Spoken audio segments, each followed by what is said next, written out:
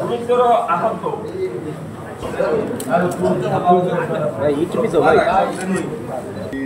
সেনানী যারা 24-এ গণ আন্দোলনের সংগ্রাম বিএনপির নেতৃবৃন্দ, প্রেস ক্লাবের সভাপতি, সাধারণ সম্পাদক, উপস্থিত সাংবাদিক, মানুষকে মুক্ত করবার জন্য, মুক্তি দেওয়ার জন্য যে নেতৃত্ব দিয়েছে সেজন্য জাতি তাদের কাছে কৃতজ্ঞ।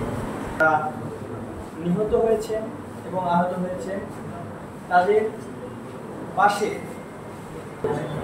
তার কারণ তাদের দ্বারা বাংলাদেশের যে একটা মেধাবী সমাজ, সেই মেধাবী সমাজ কিন্তু ক্ষতিগ্রস্ত হয়েছে।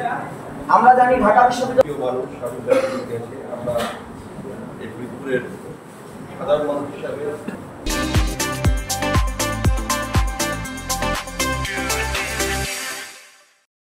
আসলে এই সমস্ত ঘটনাই সৃষ্টি করেছিল বিস্ফোরণের, যার মাধ্যমে তার জ্বলন্ত উদাহরণ এই বাংলাদেশের এই বিগত এই 5 তারিখের যে স্বৈরাচারের যে মূল চালিকা শক্তি ছিল এই ছাত্র সমাজ। কিন্তু ভুলে গেলে চলবে না, এই ছাত্র সমাজের এই আন্দোলনের আগেও অনেক রাজনৈতিক আন্দোলন হয়েছিল, একটা সহায়ক ভূমিকা ছিল, এ কথা ভুলে গেলে চলবে না।